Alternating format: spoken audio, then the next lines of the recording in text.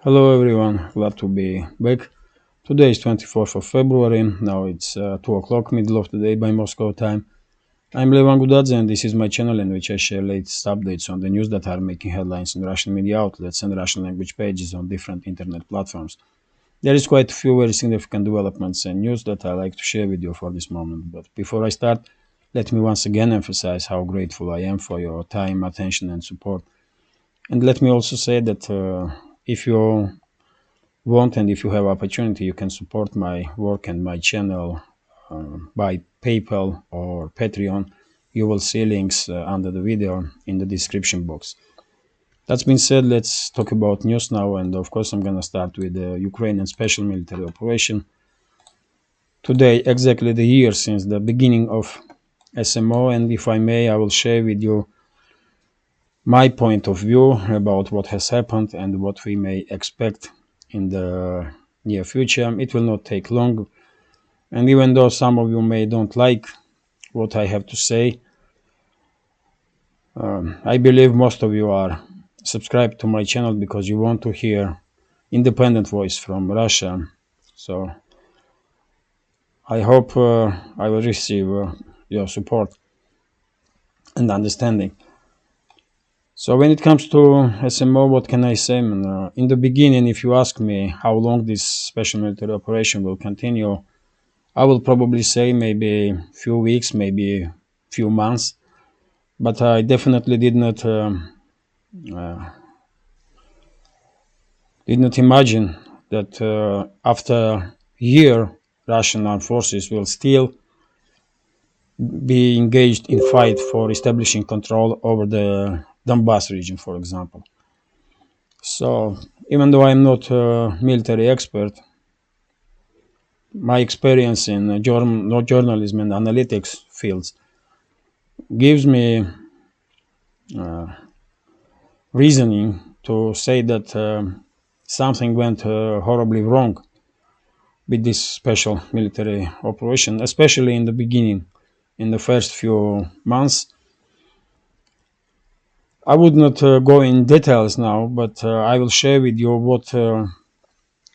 what society, some representatives of society here in Russia are thinking, what kind of information is circulating in Russia. And for example, one of the information is that Russian side, President Putin, was given to president was given false information about Ukrainian armed forces and willingness of Ukrainian armed forces to put up resistance, to fight. And also there are some rumors that Russian intelligence services provide Putin with information that most of the Ukrainian regions will receive Russian side with open arms, and officials in that regions will lead regions to Russia, and they will change sides and become on Russian side straight away. That's yet again, that's what informations are circulating in Russia. Also, there is information that based on this false narrative or false information was planned entire operation, and that's why in the beginning we see long columns of Russian armed forces that become easy target for Ukrainian armed forces. And I know as a fact from my relatives, for example, that are in army in Russian armed forces and were involved in the from the very first days in special military operation, and that Russian side did not even have the order to open fire before they will become under fire. And because of this, because Russia did not conduct strikes in direction of Ukrainian armed forces, Russian side did receive huge casualties in first weeks of the conflict. But yet again, I am not military expert. I can share with you only my opinion and information that are circulating in Russian society here. To be honest, I was expecting that after quite unsuccessful beginning of the special military operation, I was expecting that heads of Russian intelligence services, FSB, foreign intelligence, military intelligence, and also heads of Russian defense ministry, Shoigu and Gerasimov. One is defense minister, second is head of general staff.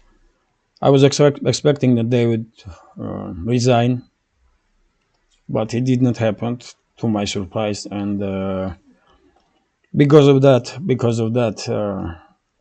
I have some doubts that before these people are staying in their positions, I have some doubts that Russia will be able to conduct some successful large-scale offensive operations, because I don't have a trust in these people. I don't think they are qualified to leading those state institutions. And I only can hope that Putin, at least from some sources, are receiving true information, and he will fire these people with shame, because that's what should happen. This will boost morale in the society, in society and in the armed forces, because someone should take responsibility for what has happened. And if anyone tells me that this was a plan from the very beginning, I mean, I wouldn't argue, because I don't see that kind of position reasonable. So yes, sadly, I have to say that first year, and probably there will be more years of this conflict, or it seems like. First year was very hard for Russian Federation, and I'm afraid that at least before Shoigu and Gerasimov will leave defense ministry, because after all, Russian armed forces are conducting mainly operations on the front line.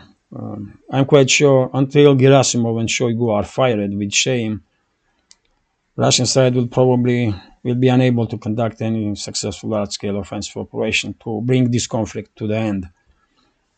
More than that, I'm afraid that if Shoigu and Gerasimov will stay in their positions, in near future they may give order to Russian forces to retreat from this land bridge between Crimea and the mainland Russia, like they did give orders to retreat to regroup. Let's say, that's a word that they are using, regrouping. So I'm afraid that they will give orders for regrouping, of Russian forces from this area here, from Energodar to Melitopol and then Berdyansk, so that Ukrainian forces will be able to take this control over this land bridge that connects Crimea to mainland Russia. So I hope Putin will take these persons out of the defense ministry and armed forces, because they may do this kind of order. They may give this kind of order to Russian forces, like they did in Kherson region, so that Russian forces left right bank of Kherson, and now, because of this, Russian side almost has no means to support Transnistria in case of Ukrainian and Moldovan attack. And defense ministry itself are last couple of days talking about inevitability almost of provocation from Ukrainian side towards Transnistria, and inevitability of incursion of Ukrainian forces or invasion of Ukrainian forces in Transnistria.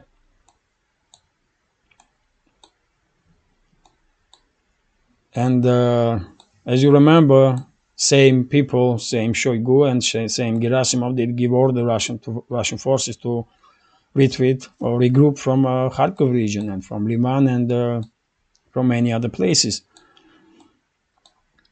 So I have good reasoning to have some doubts about qualification of these people, and I hope Putin will take them out of Russian forces so that some normal people will take those positions, and then we may have some proper planning when it comes to special military operation.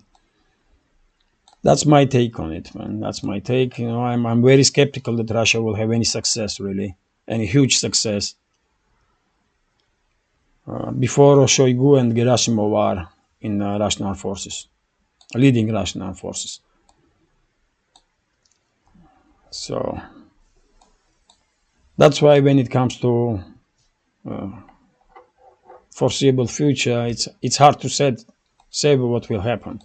Right now, I'm quite sure Russia did not conduct large-scale offensive operation.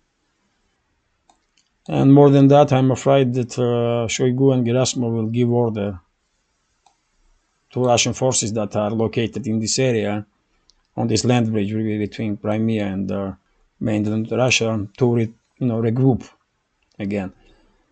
And if that happens, basically Zelensky's regime will take control over this land bridge here over Energodar, Melitopol, and Berdyansk without even a single shot, like they did in right bank of the Kherson region. So, it is what it is, man. 1 year since the beginning of special military operation, and it seems like Russian side are not able, at least for now, to learn some lessons. And I'm saying that because same people are leading Russian armed forces that was, planning all this operation from the very beginning. So I'm not really optimistic. Eventually, Russia will emerge victorious. I have no doubt about it from this conflict. I have no doubt about it. But longer these kind of incompetent elements stay in leading positions like Shoigu and Gerasimov are, more heavy price Russia will pay for victory. That's it. Let's continue now. And as I said, man, some of you may don't like my take on this situation, but it is what it is, man.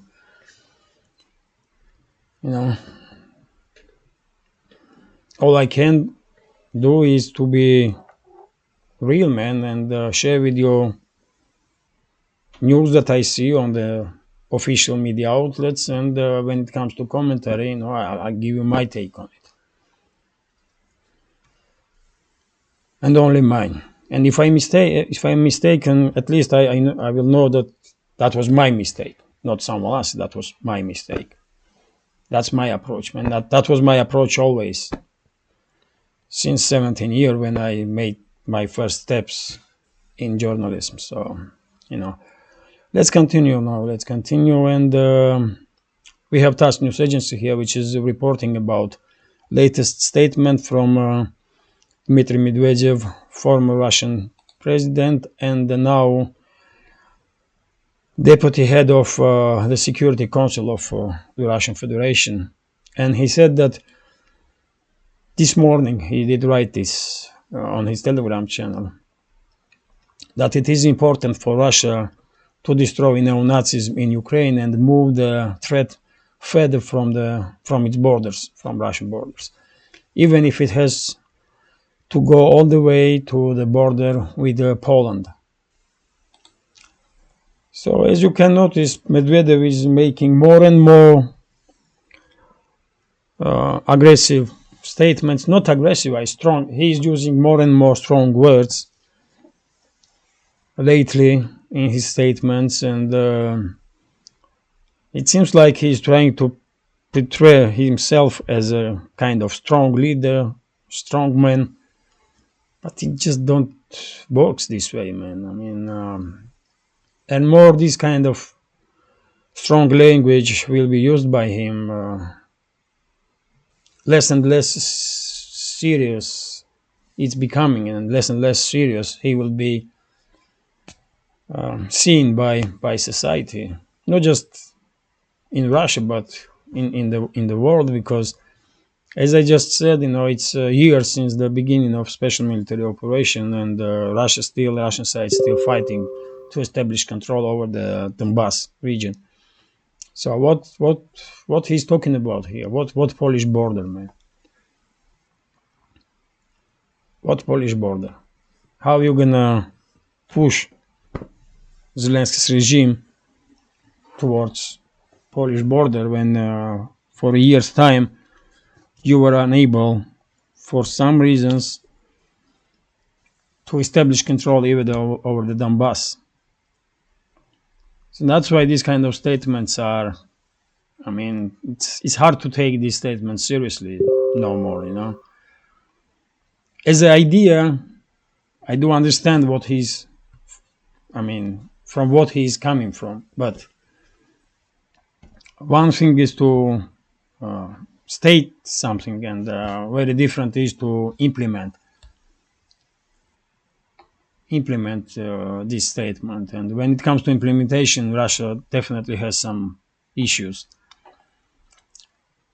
So yeah, as I said, I have no doubts that eventually Russia will emerge victorious.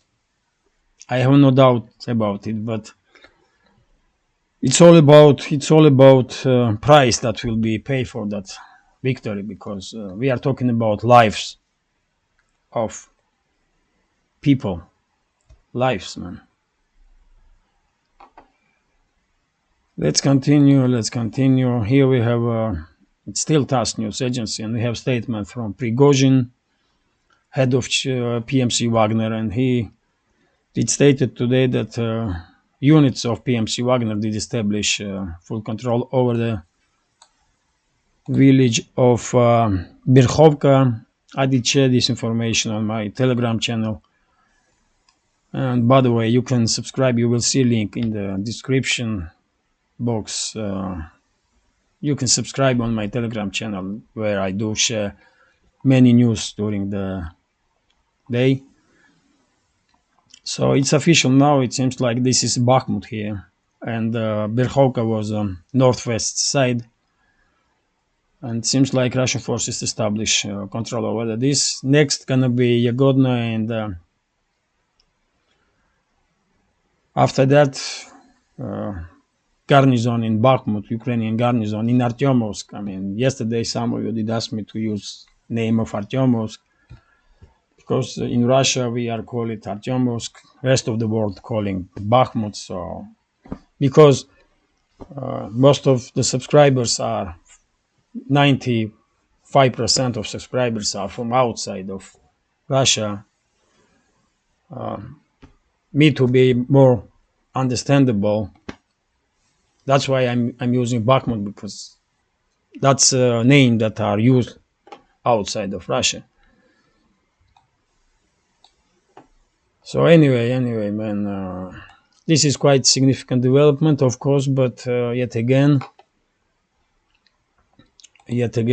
story with Bakhmut did not end in near future, probably, because we have information that Zelensky's regime, despite recent statements that they will not fight for Bakhmut by any cost, it seems like they are sending more and more reinforcements, at least trying.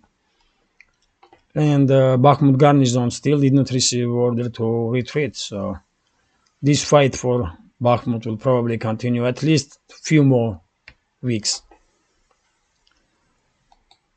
Let's continue now. And we have a statement from Russian Defense Ministry about Transnistria. And Defense Ministry is saying that, let me show you this region. That's Transnistria here. it's separatist region of Moldova. They did declare independence from Moldova when Soviet Union did fall, and it was a military conflict between Transnistria and Moldova. But for last 2 decades, it's quite peaceful, really, and people that are living in Moldova and Transnistria are getting very well with each other. Really, they have no issues with each other. But no, lately, Russian Defense Ministry is making statement after statement that Ukrainian side, Zelensky's regime, is planning provocation in direction of Transnistria, and they want to use this provocation. I did spoke about it yesterday. Basically, I don't want to repeat myself. So they want to use this provocation to enter Transnistria and then establish control over the Soviet era stockpiles of ammunition, military ammunition. And if it's true, I mean, this kind of operation by Kiev will be green lighted by Washington. And if so, Moldovan government will probably also will participate. And yes, I mean, because the Russian side did regroup from right bank of Kherson River. Now I just don't see how Russia can conduct fast-moving, offensive to reach Transnistria from this side through Kherson, Nikolaev, and Odessa. Only way Russia can somehow support Transnistria is to try establish some land bridge here, not the land bridge, but to conduct amphibious assault on this direction and establish supply route to Transnistria. But yet again, all this area is mined, as I understand, and how Russian force is going to be able to do so, I don't really know. So sadly, if Ukrainian side will attack Transnistria, there is not that much they can do to defend themselves, because it's only a few thousand Russian soldiers. They are peacekeepers, and few thousand armed personnel of Transnistria itself, most of them policemen. So what they gonna do against a large-scale offensive of Zelensky's regime, I don't really know. Basically, there is no much option here. Yes, Moscow may use some extreme force in worst case scenario, which is tactical nukes. But I don't think that is happening. So let's watch what will happen. Let's watch what will happen. Situation is, I mean, if Russian Defense Ministry's information is correct, then situation is quite dramatic in this direction. Let's continue. Still, TASS news agency is reporting that according to Bloomberg, Poland will send its first Leopard 2 tanks to Ukraine, first bunch of Leopard 2 tanks to Ukraine today. So probably first few Leopard 2 tanks already are in the Ukraine, and we will see some videos probably during the day from Ukrainian side, how these tanks are crossing border, or some photo shoot will be provided probably. But when it comes to battlefield itself, if Russian side has a proper leadership, Then these tanks will do basically nothing special, and Ukrainian side will be unable to conduct any successful offensive operation. But because Russian Defense Minister is still Shoigu, and because head of Russian General Staff is still Gerasimov, and I don't have trust in these people. I mean, as long as these people are heading Russian armed forces, I will not be surprised if about anything that may happen on the front line. Let's say this way. So yes, first German tanks already are in Ukraine to fight Russia. As crazy as it sounds, but it is true, man. Let's continue. We have here information that deputy of head of State Department Victoria Nuland stated that US is ready to conduct negotiations with Moscow about treaty of the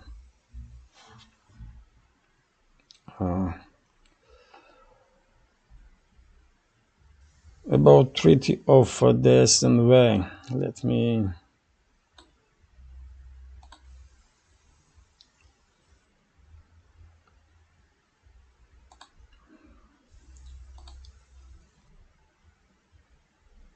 Let me translate this, man.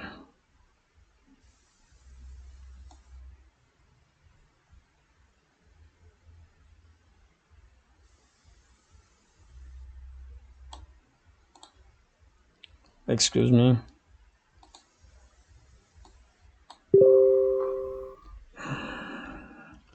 Yes, about agreement of measures to further reduce and limit strategic offensive arms.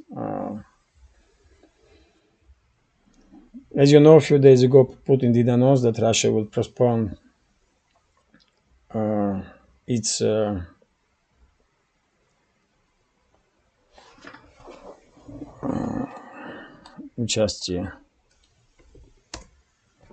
its participation in this treaty.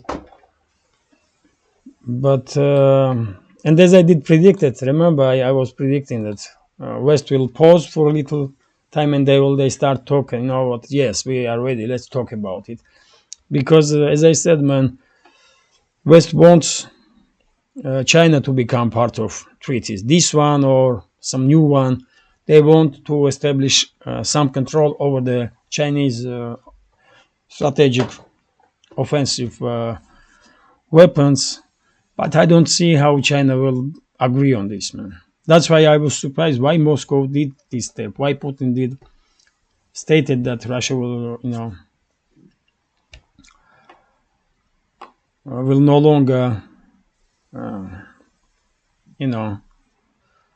take this treaty seriously until other Western nuclear states will also participate, when it was obvious that on that West will answer that, okay, let's have a negotiation, but bring China to the table. And Chinese don't like it, of course.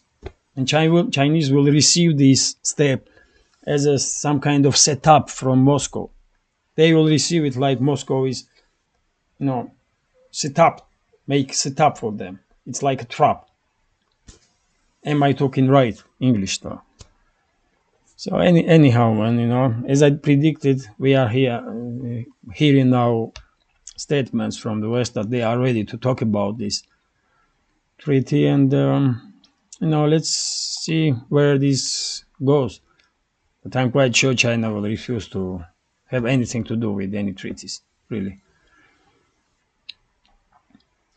So this is RIA Novosti news agency is reporting that according to same Victoria Nuland, Washington is discussing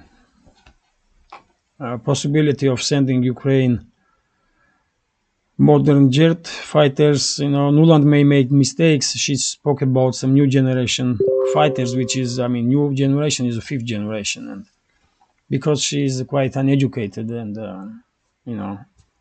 immoral individual. She probably has no idea what the new generation planes are, because it's hard to believe that Washington Pentagon will truly consider to supply Ukraine with F-35s or F-22s. And that's only fifth generation planes, that only new generation planes, let's say, that US has. So Nuland probably did talk about F-16s.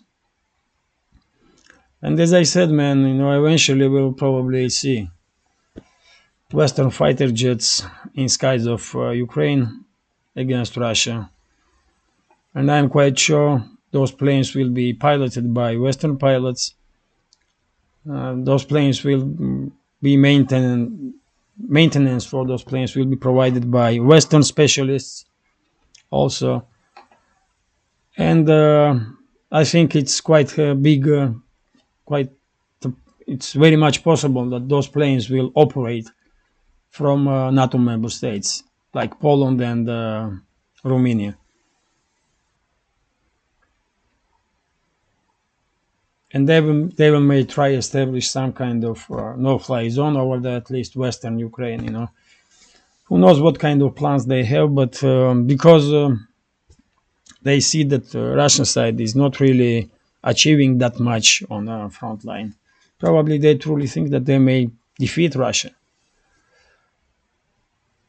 Or at least not allow Russian side to conduct any large-scale successful operation to reach even Dnieper River, or to establish control over the, let's say, south and east side of Ukraine from Kharkov to Odessa. I mean, who knows what Western elites are thinking, because, but they truly acting like they are on a winning side. So yes, as I said, man, no surprises here. One day we will definitely see Western planes against Russia in Ukrainian sky. This is TASS News Agency, and we have a statement from Scholz, German Chancellor, who said that from the February of 2022, Germany provided Ukraine with Zelensky's Nazi regime, basically, with 14 billion euros. And yes, good for Zelensky and his associates. From these 14 billion, how many billions they stole? 3, 4, 5, or maybe 10. I mean, those guys becoming filthy rich, man, because of these stupid Western elites. They becoming filthy rich, man.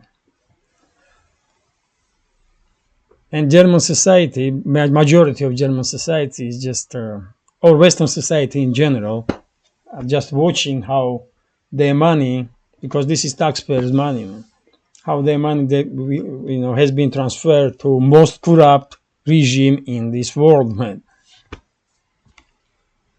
It's crazy, but what you gonna do, man? 14 billion euros. Can you imagine how many good with this amount of money German government could do for German citizens? Or there is no problems in Germany? I don't believe that. Probably there is, isn't it? Let's continue. And we have, this is RIA Novosti is reporting. So some contradictory between statements of US officials, because I just share with you information about statements that Nuland made, and that's State Department. And here we have a statement from Sullivan, who is advisor on national security for Biden. And he is saying that there is no big point in transferring tanks and fighter jets to Ukraine. He is talking about US tanks and fighter jets. So who should we believe? Nuland, who is representing State Department, and deep state, basically. Nuland is a neocon, I mean, crazy neocon. And Sullivan is also neocon, isn't it? Puppet of neocons, I mean. And who is supposed to believe, man? When these guys are making statements that are contradicting each other. But it is what it is, man. That's what Sullivan is saying, that there is no big point to send US jets and fighters to Ukraine. And he's articulating that it will be better if German-made Leopard 2 tanks will be sent. And maybe he is referring here on the weight of tank. Maybe militaries did brief him that Abrams is really one of the most heaviest tanks in the world. And in Ukrainian fields, these tanks may have some difficulties to move. Leopards are also heavy tanks. They are heavier than Soviet era T-72s, T-64s, or 80s that Ukraine operates.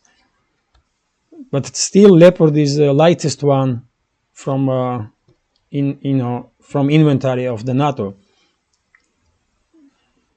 Challenger 2 is also heavier than Leopard 2.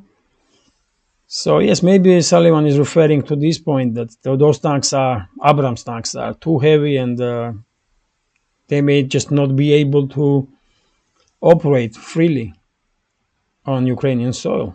There are some bridges that did not withstand this kind of tanks, man.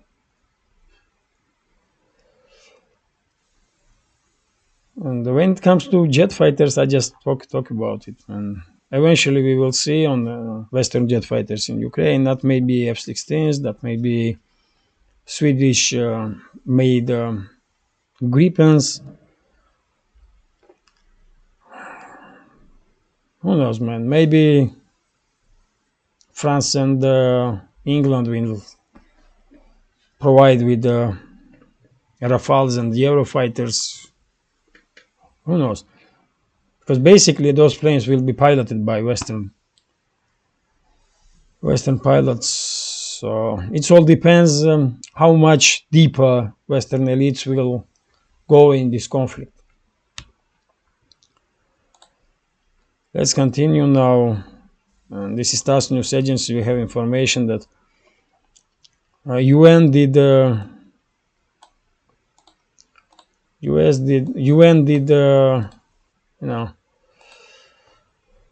holy moly, man, unbelievable. UN has adopted a resolution against Russia on 24th. So yes, UN General Assembly adopted an anti-Russian resolution on Ukraine. I'm not surprised, really, because UN a long time has become some puppet organization for Western elites. Not just UN, but mainly almost all international organizations are controlled by the West, and I don't really care what these organizations say or do. I just don't have respect for these organizations. I don't have respect for officials of these organizations, and I don't think normal people do. Because these are corrupt animals, really. And that's it. Corrupt animals that are working for Western elites. So don't really matters what they say, man. And UN is sadly, UN is no exception. And the reputation of UN is on the lowest point since the Iraq war, basically, because UN did nothing, and as a organization has become zero in very first day that US shot first shell in the direction of Iraq. From that very moment, UN is just zero, man, nothing.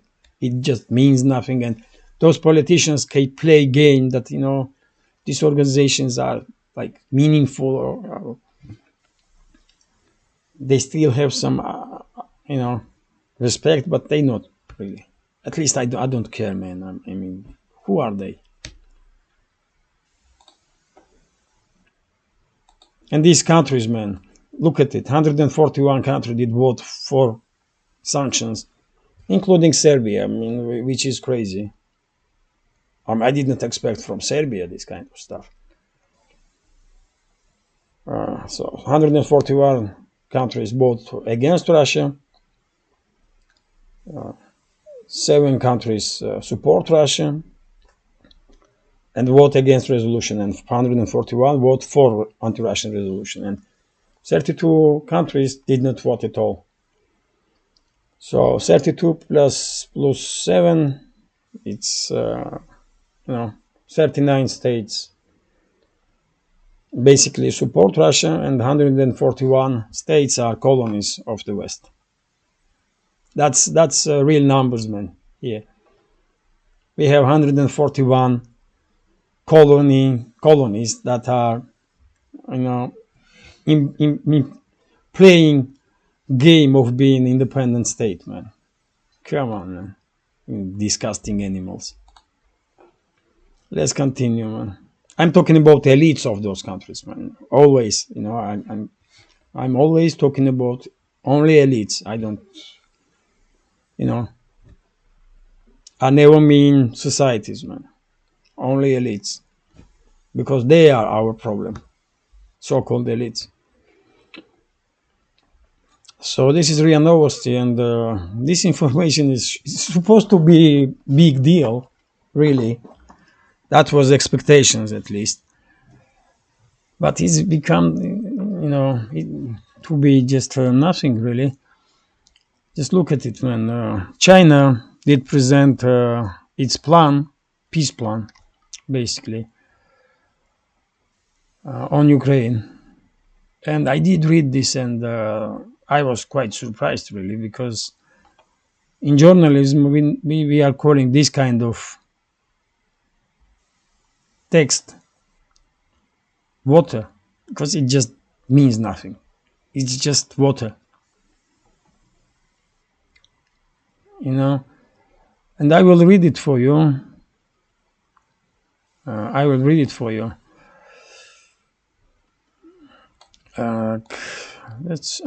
I have on my Telegram channel and this, so I will read it for you.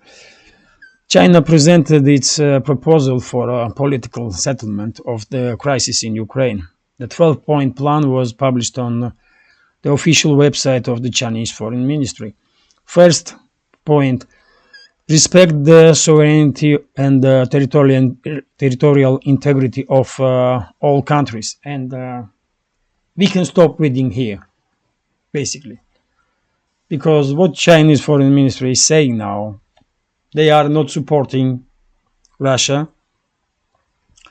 and they are against Russia, because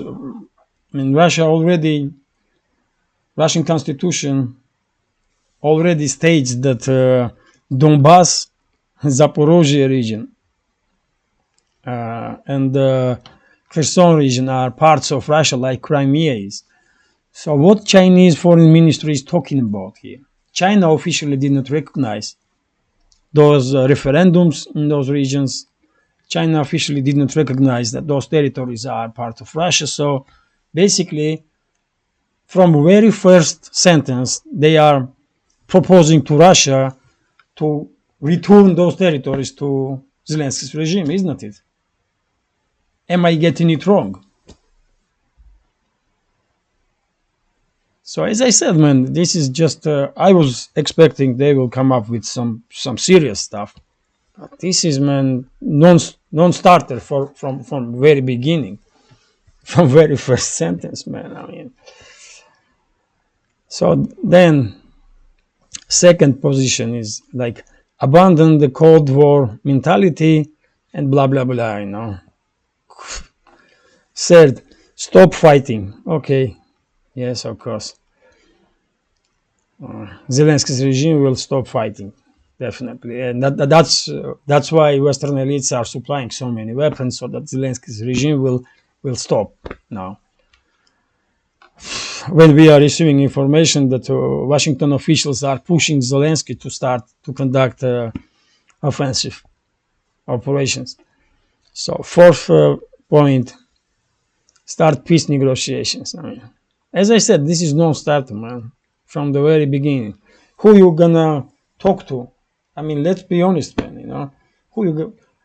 Russian side should talk with Nazis. I mean, how world perceives this conflict, man. That's why I never understand when there was some kind of negotiations in Turkey between sides, because for God's sake, official statements of Russian side says that Russia's goal in this operation is to demilitarize and denazify. There can be no negotiations with Nazis, man. No. It's impossible. So that's why I was surprised that Moscow sent delegation to Turkey, you know, in March, if I'm not mistaken, of last year. I was thinking, I mean, come on, guys, you just stated that they are Nazis and you're going to denazify Ukraine. And now you are talking to them? How? So, yes, man, I mean, you can read it on my Telegram channel, all 12 positions of this proposal of Chinese, but this is non-starter. This is just, just nothing, man. I was truly surprised when I read it, man. I was expecting something serious, but not this, man. This is just joke. And that's how world did perceive this proposal of Chinese. And now Chinese foreign ministry is stating that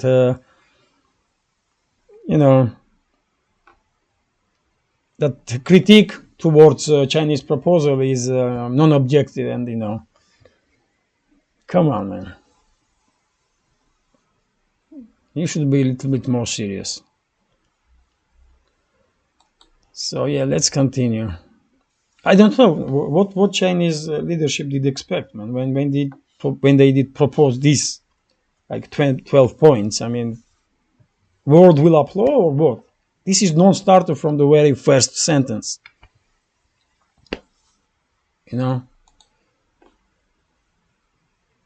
So let's continue now. This is TASS News Agency, and we have Time magazine here, which is writing that again, so many informations that are contradicting each other, especially from the West, from Western media and from Western officials. So we have information here that, according to Time,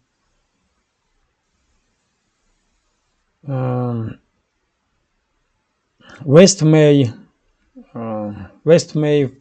kind of force Ukraine to sign some kind of peace deal with Russia eventually, and West will try to influence Ukraine so that Kiev will agree to lose territories in exchange of financial support from the West. And to be honest, I mean, who cares what Zelensky and his henchmen are thinking, man? They are puppets, isn't it? And I never understand this kind of publications. West will force or influence Zelensky. Who the hell is Zelensky, man? All it takes one call from White House, and they can no, man, not White House. One call from U.S. Embassy in Ukraine. They can tell Zelensky, go outside now and stand up on your knees and, kiss boots of our soldiers. We will send them to you. And that's what Zelensky will do, man. He will go outside, stand on his knees, and will kiss boots of U.S. soldiers that are protecting U.S. Embassy in Kiev. He is nobody, man. Zelensky is just nobody. And that's why I don't really understand these people probably are serious, or they think that they are serious. When they are writing that West will influence Zelensky, West will push Zelensky, they don't need to influence. They can just take a phone and order. Do it. And that's it. Zelensky has no say, and nobody in Ukraine, in this regime, in this Nazi regime, has any say, They are just damn puppets, man. That's it. So eventually, only point I can take from this article is that eventually, of course, that's how West will, sell this idea of peace deal, because eventually all wars are ending, all conflicts are ending with some peace negotiations, isn't it? And eventually, of course, Ukraine will agree on Russian terms, and Russia will establish control on entire southeast parts of Ukraine, at least from Kharkov to Odessa and then Transnistria. All those territories will become under Russian control. I have no doubts about it. What will be left from Ukraine, I don't know, because Poland may also establish control over some western parts of Ukraine. Romania may do the same. Hungary also, and maybe from Ukraine we will see left. From Ukraine will be left only Kiev and the surrounding areas, or maybe Moscow will establish control over the Kiev too. I don't know. But eventually, of course, there will be some peace negotiations, and but not with those Nazis, man. Not with those Nazis. They're gonna go. There should be some, I don't know, some other people in power in Kiev. They may be militaries or civilians. I don't care. But they cannot have affiliations with Nazis. And Zelensky is a puppet, not just of Washington, but he is a puppet of Nazis, man. Many people are saying, Zelensky is Jewish. How can he be Nazi, man? Are you serious, man? Are you seeing what Israel does, man, against Palestinians? Who said that Jewish people cannot be Nazis, man? I mean, what crazy idea this is, man? That if you are Jewish, you cannot be Nazi, you cannot be racist, you cannot be fascist, man. Who says this craziness, man? Huh? To be Nazi is not exclusive for Germans, man.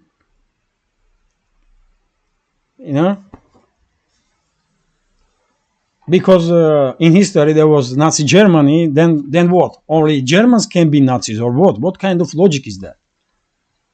Zelensky is a puppet of those Nazis, Nazi Ukrainians, that don't see other people as a humans, for God's sake. That's why you cannot negotiate with Zelensky, man. This.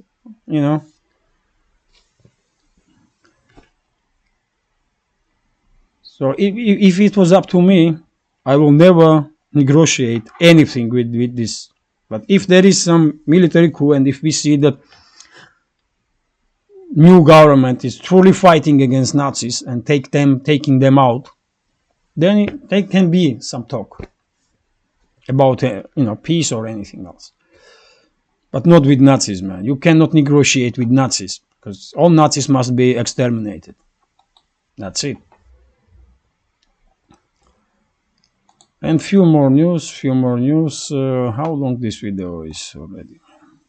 54 minutes. Wow.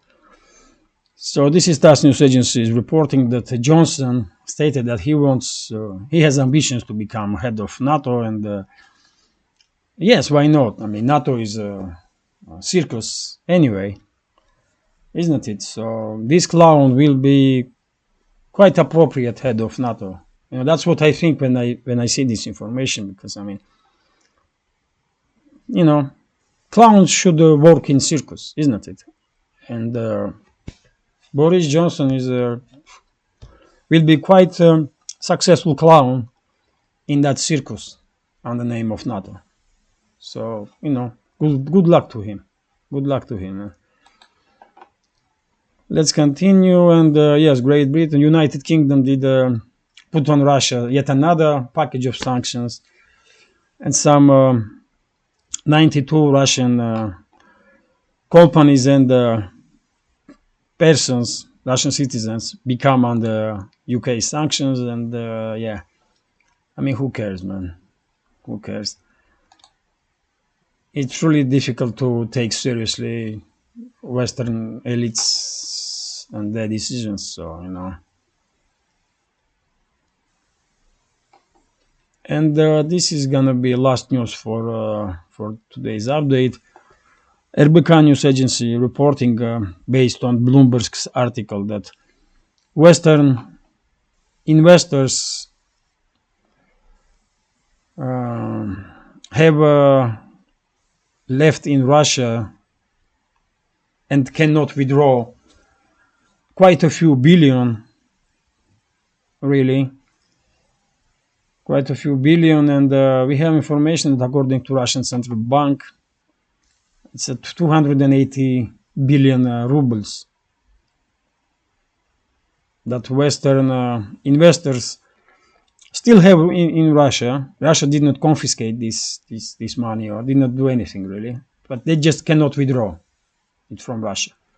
As long as these sanctions continue, this money probably will stay in Russia, in banks or in other actives that those Western investors have. And I hope Russian side did not conduct such a crazy moves like in West they are doing, or trying at least, when they are confiscating Russian assets and they are then giving it to Ukraine. I mean, that's a stealing, man. That's a straight up stealing.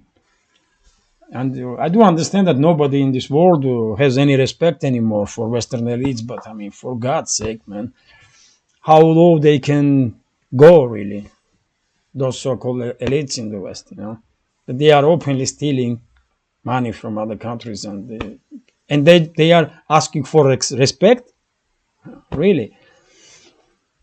So yes, man, this is gonna be it for today. I hope you find my video interesting,